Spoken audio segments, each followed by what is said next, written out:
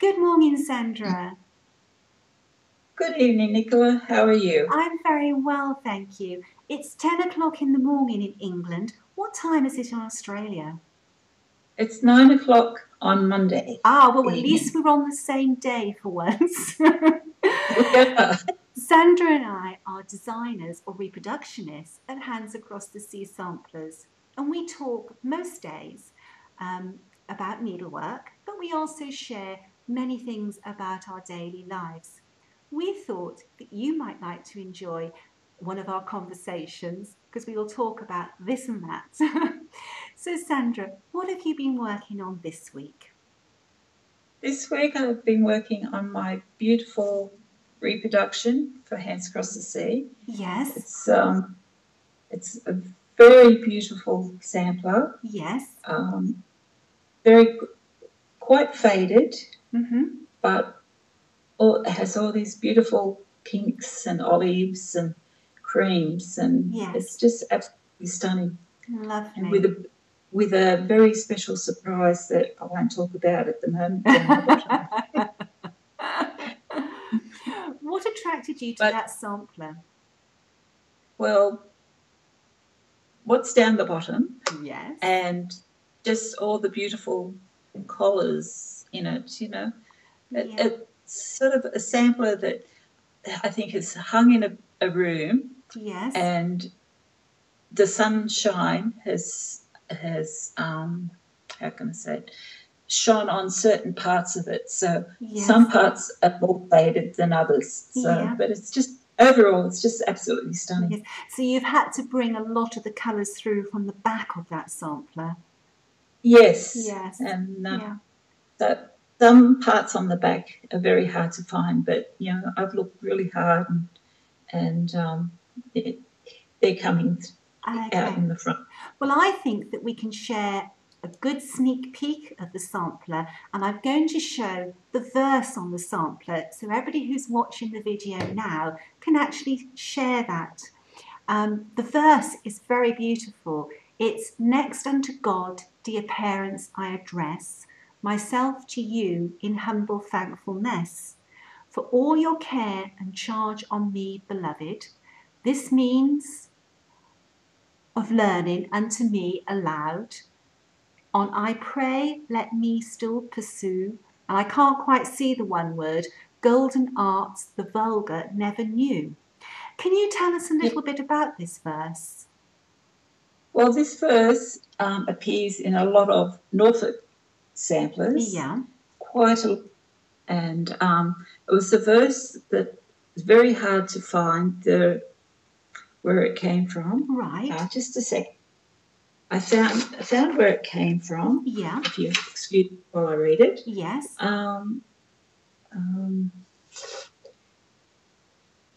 It came from a book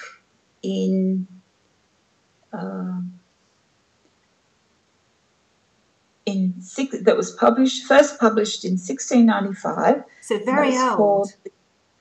It's very old. Yeah. It was called The Young Man's Companion, or Arithmetic Made Easy, with plain directions for a young man to attain to read and write true English, by William Mather. And as I said, it was first published as early as 1695. Gosh. And then in 1727, it was called The Young Man's Companion, and it was up to the 13th edition, and it was widely published during the 18th century.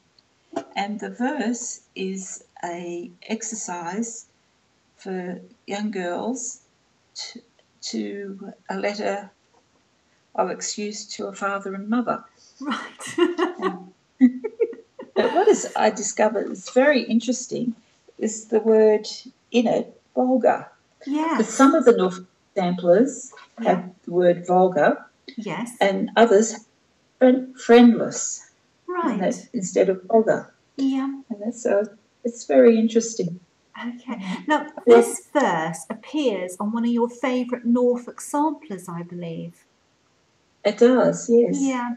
And of course, the wonderful reference book for Norfolk samplers is Imitation and Improvement, the Norfolk Sampler Tradition. It is. It's such a beautiful book. Yeah, we both got this book, haven't we? And it's quite a We weighty one.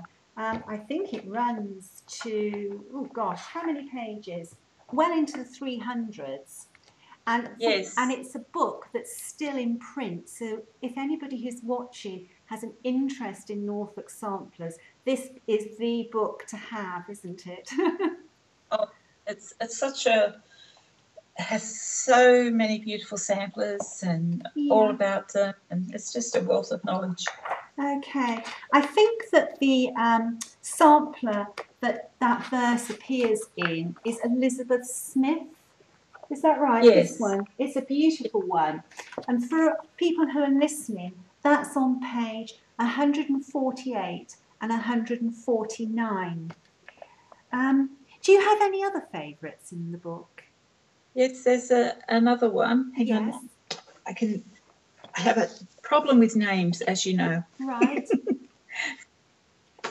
I'm very good at with samplers, but I'm terrible with names. Right. The other one I love, and Diva in 1800. What page is that on? Page 142. Right. 142? Yep, I've got it. It's this one. Yes, I love the Norfolk samplers that are in the lozenges shape. The lozenge shape. Get that right. And what I particularly love about this particular one is the flowers that are around the outside, and it has one of my favourite flowers up in the corner. Yeah. The heartsease. I love heartsease. They remind me of my mother. Right. And it was the anniversary of your mum's passing the last couple of days, wasn't it? It was 10 years ago. Oh, bless her. But with the heartsease, they always remind me of her. Yes. And the reason why is when she was married, an old man that she knew gave her a matchbox full of heartsease seeds. Right. So wherever she lived, because she was a magnificent gardener, there was always heartsease everywhere. Right. So whenever she moved, she took the plants with her. Yeah. So wherever she lived, there was 3 gardens that she created. They all had heartsease. Oh. So whenever I see heartsease, just remind me of her. I have a few favourites. Yeah. I have a few favourite Norfolks as well. I particularly love Norfolk samplers, but my favourites aren't in the book. They're actually in this room hung on my walls. And the first one is Hannah Mendham. She is a really beautiful sampler. She's been conserved, and her colours, they're just so beautiful, and the contents as well. It's a very unusual sampler. It's not a lozenge shape.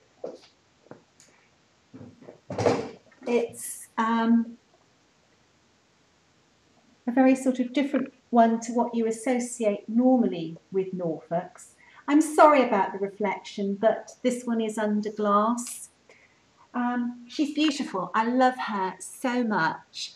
And then I have another Norfolk sampler, which is Anna Lee Clark, and she's a really beautiful sampler. I haven't got her off the wall, so you'll just have to see those little sneak peeks of her. Her colours are just beautiful. I love the Norfolks. They always make me smile when I see them. And yes, no, they're such stunning samplers. They are. The ones I love with the flowers, the embroidery around the flower, around the borders, absolutely gorgeous. Because we both love flowing borders, don't we? I think that's one of the first things that we sort of linked up about, was talking about, I can't remember which sampler it was because we've talked about thousands, but I think when we first made contact we were talking about a sampler with a flowing border. Of course, Hands Across the Sea Samplers has recently acquired a Norfolk sampler, and I'm just going to show a little sneak peek of that. It's got a really lovely holly band on it, and what I thought was really interesting for people who are watching our video was to show a small sneak peek of the front and show that same sneak peek from the reverse, because not many needleworkers actually get the opportunity to see the back of a sampler. And this one, you can actually see she's a little bit of a messy needleworker, but nowhere near as messy as we've seen some of the little girls. And you can actually see that there's been very little fading on this one. It was so wonderful to be able to get a Norfolk in the first place, let alone a Norfolk that is so vibrant still with its colours. So that was an exciting one, and I'm probably going to chart this one next. I'm just going to finish my current project, and then my fingers are itching to stitch it, although I do think that some of our model stitchers will be champing at the bit to stitch this one too, so we'll have to see who sort of grabs it first to stitch.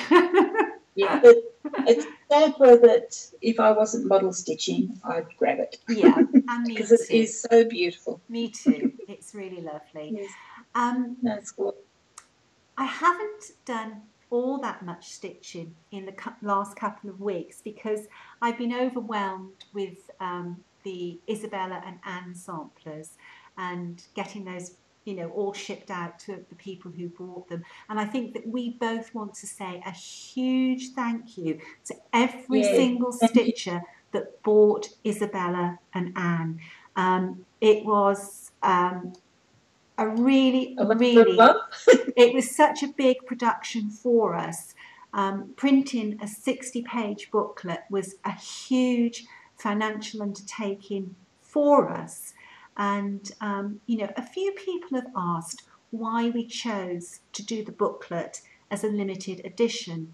And basically, it was all because it was just so expensive to print. And the true price of that booklet should have been at least £50 British, maybe more than that. But we realised that not everybody can afford a chart that costs that much money. So we took the view that if we could produce it in a one-off print run, that we could negotiate a price with our printers, which meant that we could release the chart at a price that was affordable to many rather than the few. So thank you everybody who bought it. It's just amazing that it sold out in 8 days. We thought that this would be people buying this for their Christmas presents. So, you know, we can't wait to see people stitch it now. No. Anyway, the other thing I've been doing is, because obviously both you and I, we're totally fascinated with history, I've been researching a sampler that I bought a little while ago, but I just hadn't had a chance to get around, and I've been itching to investigate this sampler. When I first saw this, I thought it might have been a Norfolk because of the blue bow at the bottom. And if you look at page 223 in the Norfolk book, you will see this particular sampler.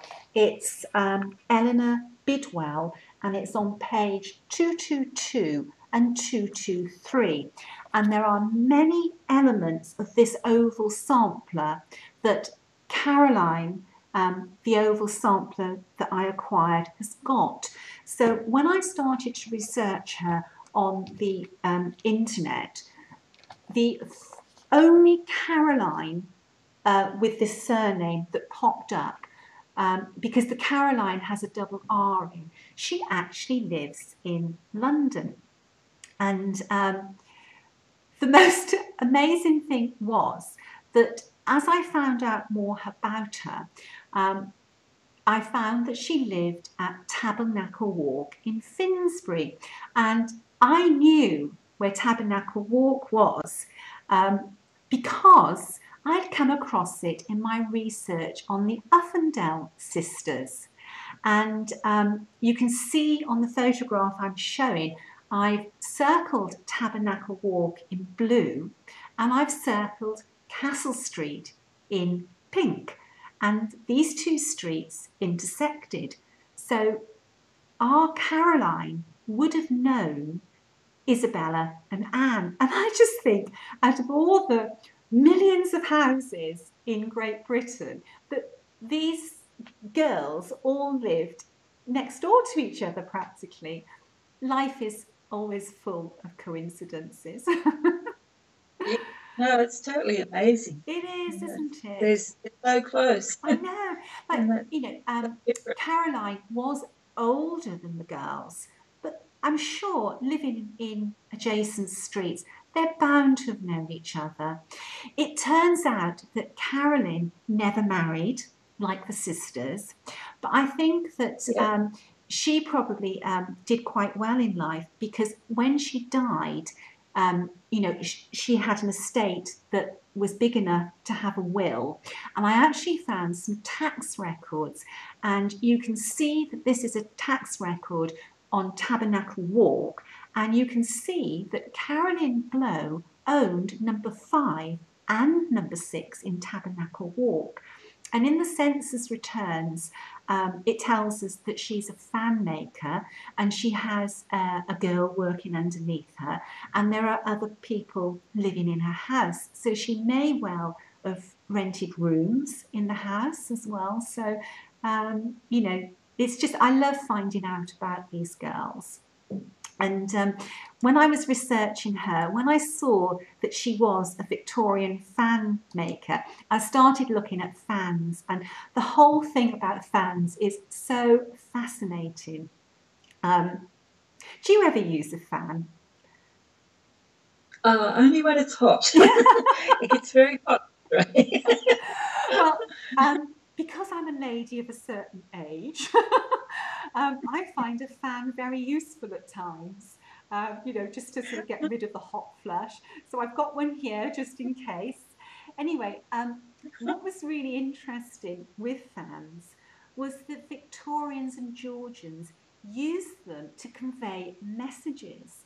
And I found, we've written about this before, about sort of secret messages.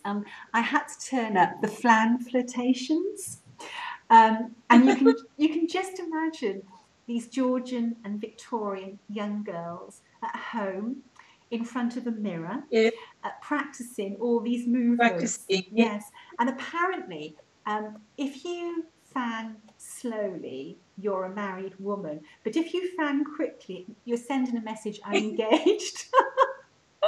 Oh, right. But you can just imagine them. Apparently, if you carry your fan in your right hand in front of your face, you're saying, follow me. And if you carry it in your left hand, you are desirous of an acquaintance. It would be just my luck. If I was in a ballroom and a young girl, I would get all the messages mixed up. Yes, that would be me. I would be saying to somebody, oh, I love you, and I'm telling them I'm something else or something. You could just see that could be a recipe for disaster. But then you see, I suppose that in those sort of times when people were very heavily chaperoned, that fans were probably a good way of sort of sending messages to young men. Yeah. I wonder what the young men used to send messages to the young ladies. I honestly don't know. Oh, dear gosh. There we are. There's secret messages in everything. Pardon? There's secret messages in everything. Yes, flowers. And all that. Yeah. Okay. And, that when we see, flowers in samplers, they all convey some message, I think. They do. Yeah, they do. And that's what makes them, really, really interesting to research.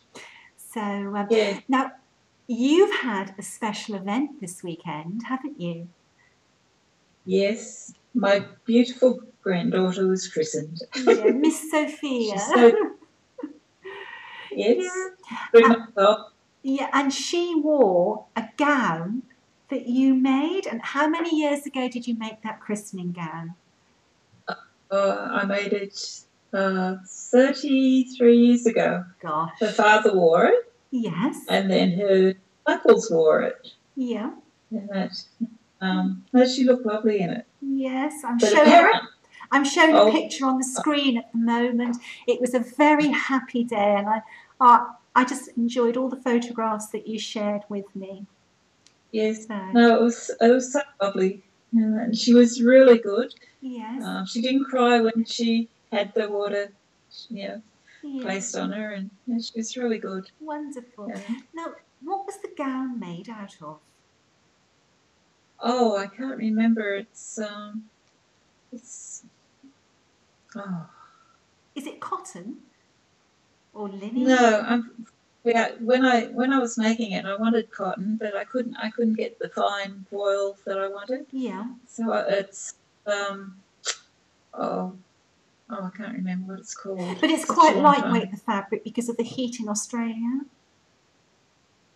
Pardon? Is it quite lightweight, the fabric, because of the heat in Yes, Australia? Yeah, yes. yeah. It gets quite hot here, Yes, and yeah, someday when the heat comes, it's quite overbearing. yeah. And did you So, embroider the gown? Is there any embroidery on there? no, it has all lace all over it. Yeah, The other dresses that I made for the three boys, yes, they have all embroidery all over them, right, and they're quite beautiful. good. And after the christening, she wore a little dress that I made for her father. Yes. It has yellow butterflies all over it. Oh, And her great grandmother, yes, my husband's mother, she was a wonderful crocheter, right, and she crocheted around the neck and yes. around the sleeves, and then has a beautiful matching petticoat. And my sister crocheted around the Oh, sleeves and the neck of the petticoat. So it has a lot of love in it. yeah. And That's so lovely. I think she that's one of the looked, special things about needlework is that we do stitch with love, and it just makes them so yeah, special. Yeah, I made a christening gown. Like yes, it's obviously beautiful. our climate is very different in England. We don't have to sort of think about the intense heat that you do. Yeah, So the christening gown I made was Duchess satin with an overdress of lace, and I beaded the lace with little pearls and little sort of diamantes, just tiny little ones, so that it would glisten. But the sad thing is, it's never been worn. So that's it's a shame, but safely, it is. I have seen photos of yeah, it. You've shown yeah. me photos of it, and it's Yeah, absolutely yeah. beautiful. It's stored Yeah, away very carefully in a special box with acid-free tissue. And I know that one day there's going to be a little baby that comes into my life that will wear it. And if they don't, well, it'll yeah, just get passed on somehow. Now, the other lovely thing that you made for your boys that has been passed on to Miss Sophia is the most gorgeous blanket with this beautiful ring of flowers. Tell us about yes. that. Well, I made the blanket when Lachlan, my youngest son, Yes. who is 22, Mm-hmm. when he was a baby, and it's a circle, and it's all flowers that I love because Yes. I just love flowers. So it has roses, it has foxgloves, lupins, agapanthus, Yes. violets, heartsease, Yeah. and in four corners, if you look very closely, there's four rabbits with little cottontails, Yes. and it's just absolutely beautiful. Oh, and what And sort of stitches did you all use? well, it has let's see, has grub stitch. Have you? That's bullion stitch. Yeah, roses. bullion stitch. Yes, yeah. In Australia, some people call it grub stitch. Right. Well, I've learned like something today. It has what else does it have? Lazy daisy stitch. Yes.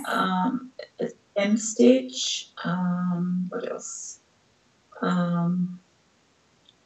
Buttonhole stitch. French knots. Yeah. So many. I don't have it. You know, my daughter-in-law has it. Yes. So, and I've given it to her and made her day when I gave it to her. Oh, it's just so beautiful. I know that Alison will appreciate that it is an heirloom item as well, which is lovely. Yes. So there we are. Yeah. I think often with our stitching that we do make special things for special reasons. One of the items that I made was a ring bearer's cushion, and it was my very first piece that I did on where I was using hardanger. I'd never stitched it before. It probably isn't the project to learn something on, but I had Yvette Stanton's book, which is wonderful, and I think that anybody, when they follow Yvette's instructions, can teach themselves. And the pattern was a Victoria sampler pattern, and of course Thea, she has some wonderful designs. There's grub stitch in that, which I didn't realise I was stitching grub stitch. I was stitching bullion's knot when I was doing it, and that's very, very beautiful. Now, we both share a love of hardanger and pulled work, and you've done some really beautiful pieces of hardanger, which I'm just showing on the screen now, and I believe you've given these to your sister? No, I gave them to my sister and my mother. Right. But my sister has them all now. Right. So and they look absolutely wonderful. They're so pristine. So, yes, she buffed them well. She obviously cherishes them so that they're in such lovely condition, which is great. So, I think you've actually given your sister quite a few of your samplers as well, haven't you? Yes, she has a few hanging in her bedroom. They're in her bedroom. Yes. And there's one special one that was in my mother's bedroom, and it's now in the bedroom when I go. When my sister travels, not a lot, but she likes going overseas to England. Yes. Yeah. Every year if she can. So when she goes away, I go down and stay with my father. Yeah. While she's away. So this particular sampler, it was in the Sampler and Antique Needlework Quarterly. They brought out 2 books. Yes. And one of the samplers in the book. And at the time, I was doing family research, and about 12 months before my mother died, and so I changed the name of the girl on the sampler to my my great grandmother's name. Right. And I put they came from England in Sussex. Yes. Horsted Key, and the year that she was born, and just made my mother's day when I gave it to her. Yeah. Oh, that's so lovely. And of course, she used to sit in her bedroom and look at it all the time. Oh, that's so nice. Now, a lot of the samplers that you are model stitching now are being passed on to your, Miss Sophia, but you're also expecting a second grandchild. So I expect that some of these samplers will go on to... Yes, there we are. I can see behind you that you have the original and the model of How Now Brown Cow. So you'll be able to give the original to one granddaughter and the model to another grandchild. Yes. Well, they could have both. That's true. Because it's lovely to have, the antique as well as the modern adaptation of it. Yes. But as you can, I don't know if you can notice, but the antique, which is that one just there. Yes. It's a lot bigger than the model. Yes. Yeah. Yeah. And then the other one next to it is one of my favourite samplers. It's the Justine. I love Justine. Yes. It's a French sampler. Right. We can only see a little Usually good if she bit saw of it. Next time we record our talk, you'll have to swap the samplers around on the wall so we can see one of the other ones. I know that Justine's longer, so it won't fit there. Ah, there we are. So, They're beautiful. right. I love samplers. Good. And I I love the history of them. Oh, absolutely. It brings them all to life. It really does. Yes. So that's one thing I love doing. I love doing all the research for the, as we call it, the blurb. That's right. We do. We call it the blurb, isn't it? So yes, I love doing it. Yeah. I find the most interesting things. I know you do, don't you? But it's fascinating, isn't it, that you sort of start off with one little snippet of information and then you go off in all these different ways. Yes, go on tangent. You know, you find so much. Absolutely, absolutely. I picked up a book the other day, which was I love going, as you know, I love going to secondhand bookstores, and I came across this really sort of fascinating book by Phyllis Cunnington, Costume of Household Servants. Now it's quite amazing that somebody would actually like to write a book about the costumes of household servants, but it helps bring these girls to life. I looked up about ladies' maids because Anne Uffendale was a lady's maid, because I think it helps, you know, to get an impression of them. And what it says is that basically that ladies' maids were dressed very, very smartly, and it says, at all periods, the ladies' maid's costume, like the valet's, was very smart, but discreetly a little less dressy than their employers, especially when the two are seen together. And there's this lovely illustration, this is always opposite ways, in the book of the mistress and the lady's maid walking together. So I suppose really that your servants and how well they were dressed reflects upon the importance of the household. And Anne was in a household where there was a butler and there was a cook and there was various different maids. And poor Isabella, she was just one of two house servants in a merchant's house. So I imagine that she was probably sort of like a maid of all tasks. I can imagine her sort of like blacking the stove and cleaning out the fireplaces. And it's interesting too with ladies' maids because I love watching the Antique Roadshow. Yes. And often ladies come in with pieces of jewellery that, you know, was given to their aunt by their employer. Yes. The aunt was a lady's maid to, like there has been Queen Alexandra. Yes. You know, one of her ladies' maids. Beautiful handkerchiefs and jewellery and things like that. So you know, they appreciate their maids so much that they give them these very special presents.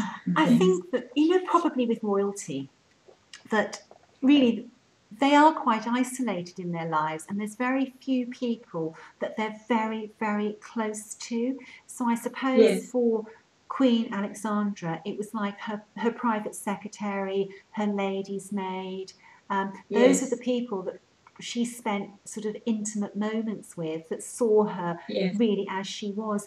Like, as you know, I've got a very interesting silk work that was gifted by Queen Alexandra to her private secretary, Charlotte Knowles.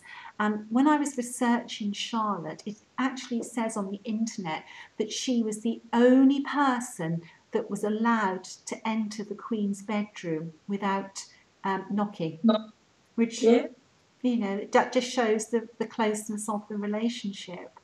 So, yes, Queen Alexandra is very interesting. She was very hard of hearing from childhood illness, and it was very with her daughters, especially one of them. she would never let her get married, and she was very clingy to her children. Yes, yeah.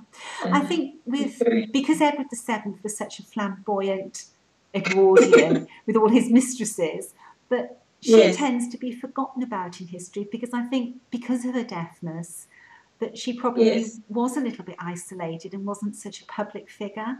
But when you read about her, she's very fascinating.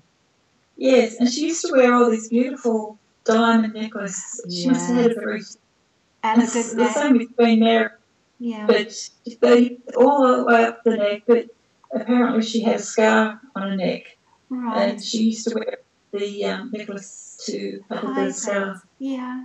Yeah. Yeah. Gosh. Yes, quite fascinating. Yeah, it's funny how things, where they start from and what they grow to. Like, if you think back about 20 years, Christie and Dior started to bring all that beautiful, jewellery back out, didn't they? So I remember trying on one of those necklaces and I thought, oh my God, there's no way I could go out and wear this all evening. Actually, there's in Melbourne, there's his exhibition is down in Melbourne at the National Gallery down in Melbourne. My sister went down last week. Yes. Spent 2 days down in Melbourne to go to the exhibition. It was absolutely beautiful. Did she pick up the catalogue? I don't know. I forgot to ask her. I bet that's wonderful. I ought to look that one up on the internet. I love exhibition catalogues. No, because my sister, she loves going to the V&A when there's exhibitions there. Yes. But I'm looking forward to next year in Sydney the Lady and the Unicorn. Oh, yes. Yeah. I was very lucky that when that was on in the US, Krista very thoughtfully picked up the exhibition catalogue for me and sent it to me as a present. That was a lovely surprise. And I've spent hours and hours and hours looking through that catalogue. So I'm sure you'll end up buying the same catalogue when you go to the exhibition next year. Well, my sister saw it in Paris last year, and she bought me the book from. Oh, right. Yeah. So I've got the book. So I'll get the catalogue when it's in Sydney. Yes. But they're a series of tapestries that I've really loved, and so I'm going to see them. That's right. So my husband and my daughter-in-law and Sophia are coming. We're having a grandparents' day out with Sophia and that'll be really nice. Going to the gallery. Yeah. And of course, with exhibition catalogues, it's that they're never sort of huge print runs. So if an exhibition catalogue comes out, you do have to buy it at the time because, in 5-10 years' time, those books probably won't be in print. Yes. No, I do have one. I have one on Monet. I love Monet paintings. Yeah. So my husband and I went down to Melbourne a couple of years ago, and he bought the book for me because he knew I love Monet.